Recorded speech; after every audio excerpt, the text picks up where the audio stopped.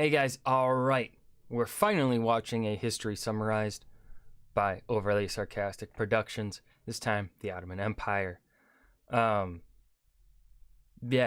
as you guys know, I've watched it's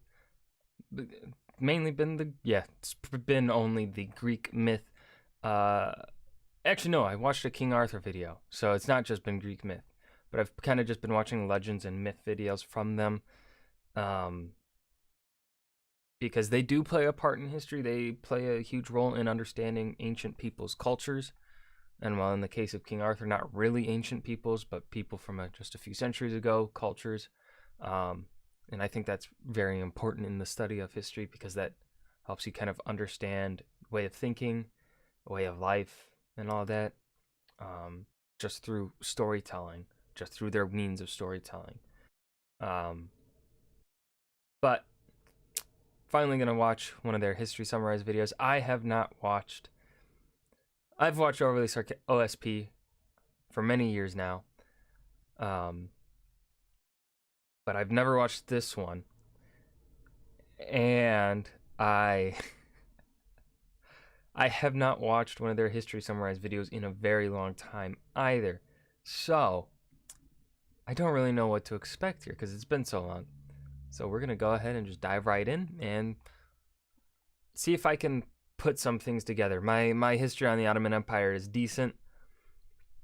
It's not as rock solid as it used to be. And by used to be, I mean like a few months ago, because a few months ago I was in a Islamic history class. I passed that class, but I've already forgotten the information. So let's go ahead and dive right in. Yes, the Ottoman Empire, a land of proud history, unique furniture, and criminally underappreciated Assassin's Creed sequels. Between its rise in the 1300s and its dissolution after the First World War, the Ottomans have been around for a good long while, and they spanned a lot of the Mediterranean in the interim. Early modern Europeans refer to them as the sick man of Europe as a polite way of saying just die already, but as we'll see, that lasting portrayal of weakness and seemingly perpetual decline really misses the point. So, to find out what makes the Ottomans more than just a sick man, let's do some history. Early Ottoman history is notoriously murky because they didn't do a lot of writing until they stopped moving their capital every 30 years and properly settled down. But it all started with this one guy named Osman who had a very apocryphal but nonetheless interesting dream of a tree growing out of him and covering the entire world in its shade, which is... What?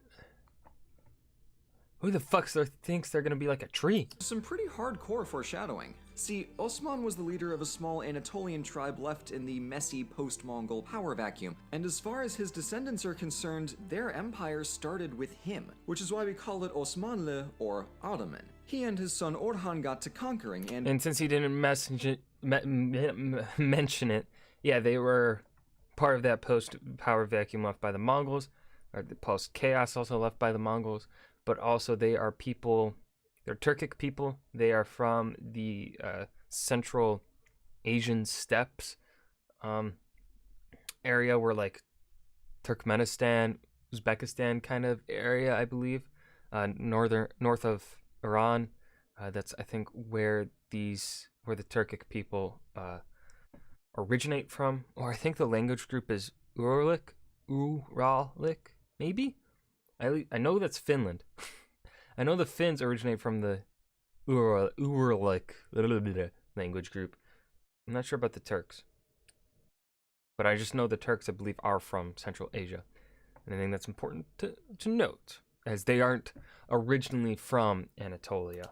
Pushed northwest to Bursa and then across the Hellespont to Edirne, the latter of which remained the Ottoman capital for nearly a century. Now, when it came to holding on to their land... Oh, sure, pick on the 1,000-year-old empire. Just you wait, we'll see how you like it when the shoe is on the other foot. And the aging Byzantine Empire had the grip strength of an arcade claw machine, and no one demonstrated that better than the 4th Ottoman Sultan. Yildirim the Thunderbolt Bayezid earned his awesome nickname by doubling the empire in a decade. This is your empire And this is your empire on Yildirim Beyazıt.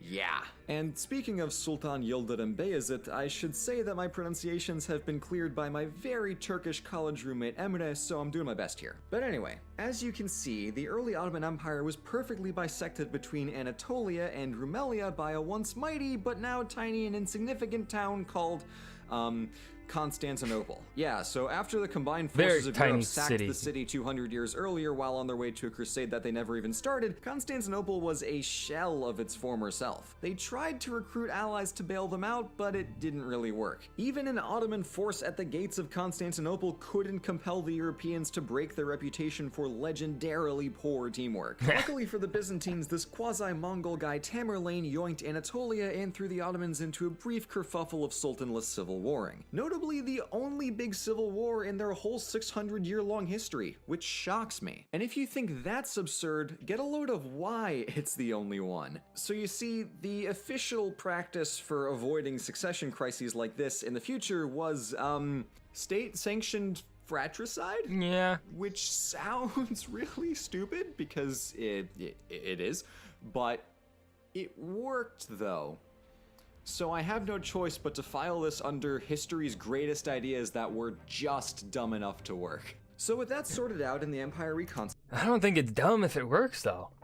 the Ottomans directed their attention back to Constantinople, the so-called Red Apple of Christendom. Besides being the one strategically non-Ottoman speck on the map, the conquest of the city carried huge secular and religious prestige. It also provided a strategic center between their split holdings in Anatolia and Rumelia, and it had a built-in source of income from Black Sea trade. Sultan Mehmet II really wanted Constantinople to surrender, but they didn't, so he sacked it with insane siege weaponry and a 10-to-1 army size advantage. Mehmet made conquering the most historically impregnable city in Europe look easy. As congratulations, Venice added the Ottomans to the official Constantinople Conquerors Club, where they mostly just shared history memes back and forth. Thankfully, although lots of the city was destroyed, the famous Byzantine church of Hagia Sophia survived, and the Sultan was so awestruck by it that he ordered its conversion to a mosque to preserve it. As a result, Hagia Sophia, as it's known in Turkish, is still standing today. The Ottomans may have been conquerors, but they were keenly aware of the historical legacies they were inheriting along with the city of Constantinople. Yep. And speaking of Istanbul, let's clear up those names. Constantinople before and after the conquest was known to the Ottomans as Constantiniye, which likewise means City of Constantine in Arabic, and it stayed as that for most of the empire. Unofficially, people called it the city, and Greek phrases about being in or going to the city, translated as Stinboli, turned into what we now know as Istanbul. For convenience, I'll be referring to it as Istanbul from here on out, even though that wasn't really its official name until the 1920s. With Istanbul Incorporated, Mehmet the Conqueror.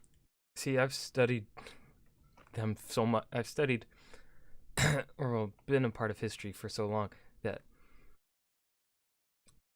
because of the time period that I study, I just know it as Constantinople, and I cannot switch it out of my mind, even though the modern day city is, of course, Istanbul.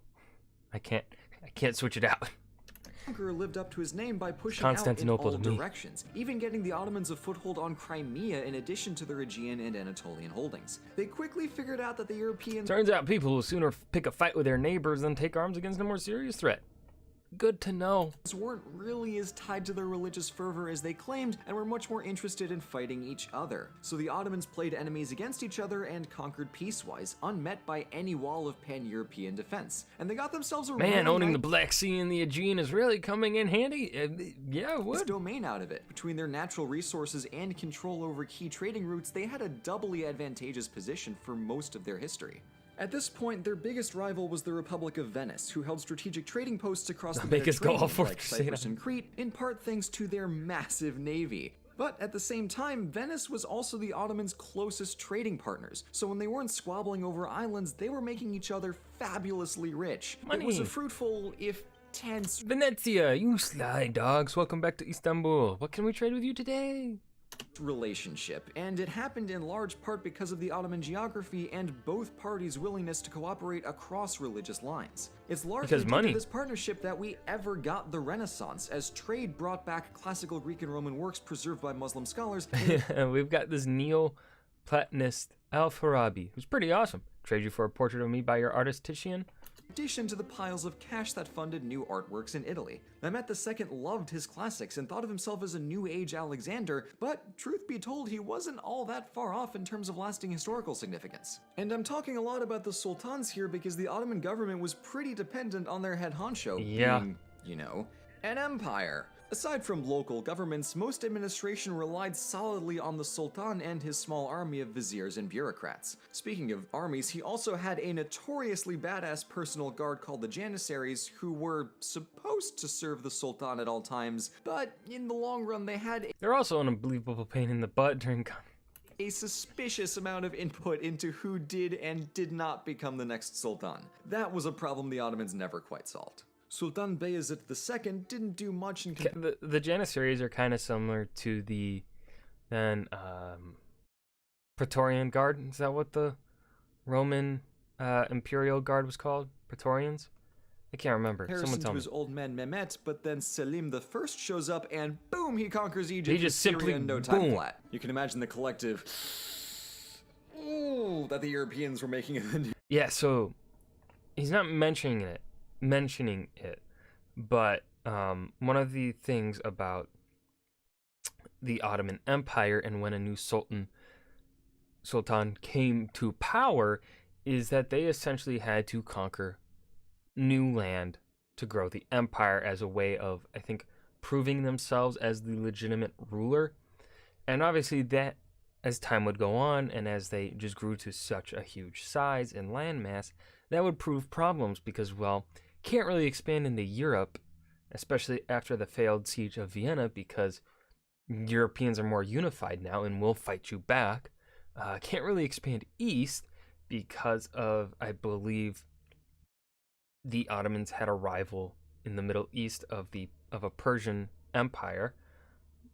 So yeah, they kind of ended up getting screwed over. News of that one. With that and this was system. A big deal because with the Egyptian Mamluk Sultanate defeated and the entire Eastern Mediterranean under their belt, no one could go east or west without crossing the Ottomans. But there was another option, south, and this is where their actual biggest trading rival shows up. Portugal. Situated on the opposite end of the Mediterranean, the Portuguese figured out how to get access to the Indian Ocean by sailing around Africa. Since the Ottomans had control of the Red Sea and the Persian Gulf, they had a similarly advantageous route to key markets. They tried digging a Suez Canal in the later 1500s, but they didn't have the right technology for it, so oh well. Also, the back and forth between the Ottomans and Venice was still going on, but it had settled down when the Sultans found much, much bigger fish to fry. The Ottomans also had beef with the Safavid Persians to the east, but that's not the biggest deal in the long run. And speaking of enemies who didn't put up much of a fight, the Pope called for a crusade when the Ottomans took the Holy Land, but come on, this is medieval Europe. Of course nothing happened. But then Selim dies and it's Suleiman time, baby! Woo! So, let me take a minute to explain my excitedness at this because this is honestly pretty exciting. Suleiman the Magnificent, aka the Lawgiver, reigned from 1520 to 1566 and he is the coolest sultan. Call me basic all you want, but I know what I'm about. In addition to codifying secular and religious law to make the justice system fairer and more efficient, he went on 13 campaigns in pretty much every direction. Europe was convinced that Suleiman was using cheat codes because the game looked like it was way too easy for him to win. He also sorted out some trade deals with the Portuguese, which before then had been rather messier and involved a lot more cannons. So he fixed the laws, expanded the empire, solidified a gigantic source of revenue from Indian Ocean trade, and things were looking pretty dang good. For most, the reign of Suleiman was without a doubt the golden age of the Ottoman Empire, and it's because of this ridiculous trade money that he was able to go all out on building projects and art. In addition to the strong colors and bold designs of silks, manuscript paintings, and unreasonably gorgeous calligraphy, Suleiman commissioned hundreds of mosques and other buildings across the empire. The most famous examples are from the architect Mimar Sinan, whose work set the tone for centuries of Ottoman architecture. That man really knew his geometry, but let's get back to the matter at hand. It's after Suleiman's death that the general perception of the Ottomans starts to shift towards that sick man idea. And I hope I can explain in the rest of this video why the truth is more nuanced than that. The big obvious moment that people point to of, oh hey look, now they're really in decline, is the Battle of Lepanto, where the combined forces of Venice, Spain... But also, it's that idea of you have this, usually like, when you have a peak, like Suleiman the Magnificent, where he grows the empire to such an extreme and he does so many wonderful things for the empire to boost its economic stuff and whatever. That successor is not going to be able to compare. And then, especially, you also have a more unifying Europe, a stronger Europe, a more global imperial Europe growing at this point. They're going to be wealthier than they're going to generally, especially like Spain or England and Portugal and France, they're going to be wealthier than the Ottomans. Or at least have the potential to be a lot wealthier than the Ottomans. I obviously cannot speak on wealth at the time. I'm not an economic historian. But, yeah. So you have this magnificent, literally magnificent leader that does these many things. His successor is going to look weaker. And then that trend kind of continues because you see this peak. You see that they were rising for many sultans, for many centuries. They were on the rise. And then after they reach that peak of Suleiman the Magnificent, or seemingly peak, they go down. Now, of course, there's going to be lows and then a little bit of a high for the rest of their history until they end up getting destroyed in the First World War. But yeah, it's that general trend of going downwards, which is where I think the term sick man of Europe would come from. Genoa and the Pope banded together in Especially in our modern the only view. instance of substantive European cooperation in the entire Renaissance, but they succeeded in stopping the Ottomans from pushing any further westward. The battle was a loss for the Ottoman navy, but since the European alliance promptly fell apart the second the battle ended, there was no follow-up, and the Ottomans happily kept everything that they had already. Honestly, not a terrible outcome. Although this famous battle signifies a broad end to Ottoman conquest, I think it's short-sighted to say that it signaled the empire's decline. After Lepanto, they still had their trade networks, they still had their government, they were still producing beautiful art, and they happily held on to lots of their territory without any threat of civil war. They had some rebellions, some client kingdoms came and went here and there was some business with Vienna that didn't go anywhere, but aside from a few fuzzy frontiers, the Mediterranean core of the empire was very stable for another 2.5 centuries after the Golden Age. Modern scholars have started filing this period under stagnation, but I feel like even that has a negative connotation. I personally prefer to describe the Ottoman Empire as chilling in the 15, 16, and 1700s, and I honestly don't think there's anything wrong with that. I kind of feel like I'm on a body image campaign, like stop stigmatizing empires, they come in all shapes and sizes, but they do! And this is a really good example of that! Anyway, I'll share a couple fun stories from this period, and then I'll hop forward to wrap this all up. So in the early 1600s, Sultan Ahmed raided the state treasury to build a new imperial mosque, nicknamed the Blue Mosque for the abundance of rare Persian aquamarine stone decorating the interior. Legend goes that after the mosque was built, some French traders were very impressed, and when they went home, they told all of their friends about the beautiful turquoise, i.e. Turkish, stone. So with time, the word turquoise, or turquoise, simply referred to that bright blue color found inside Ahmed's mosque. Didn't know that. I generally think it's a gorgeous building. When I saw it in person, it absolutely blew me away. And on the other side of that, you have Sultan Murat IV, who banned alcohol and coffee, and then would go bar hopping at night in disguise in search of lawbreakers. If he found one, he would surprisingly reveal his true identity and then gleefully behead them. So you win some, you lose some.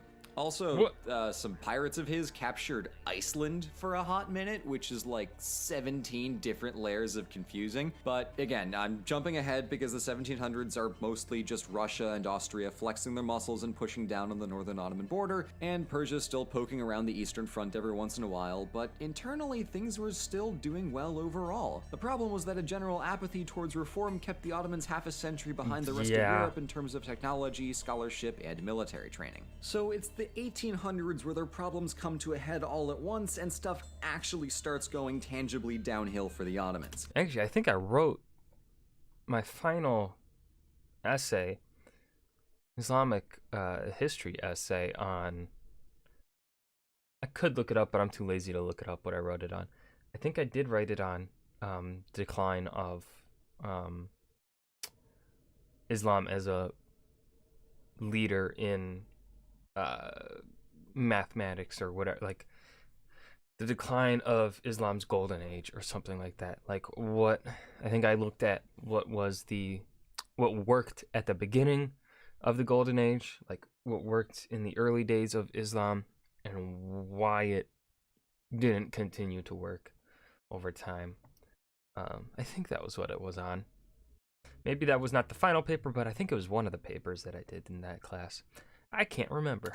You remember how earlier I was saying that it would have been really easy to stand up to the Ottomans if Europe properly teamed up? Yeah, so this is exactly when that happens. Yeah. And unsurprisingly, it worked really well. The big threats this time around came from the West, as the Napoleonic Wars were spilling out all across Europe. France rolled through Egypt and Britain followed shortly behind, with the result being that Egypt became semi-independent, turning into a vassal state rather than a fully fledged Ottoman territory. After that, France, Russia, and England helped Greek revolutionaries gain independence, and then France yoinked Algeria in the confusion. Then, in 1878, another war with Russia saw 50% of the Balkans go poof, England officially swiped Egypt for themselves in 1882, and Italy colonized Libya in 1912, the same year that Serbia, Bulgaria, and Greece swept up the rest of the Balkans. At this point, it's really just a big European game of, hey, let's partition the Ottomans, woo! Woo! And as you can see, it's Mr. really Sultan, I after don't feel so good. 1870 that the proverbial sick man. Oh my god, this video was made when Infinity War came out.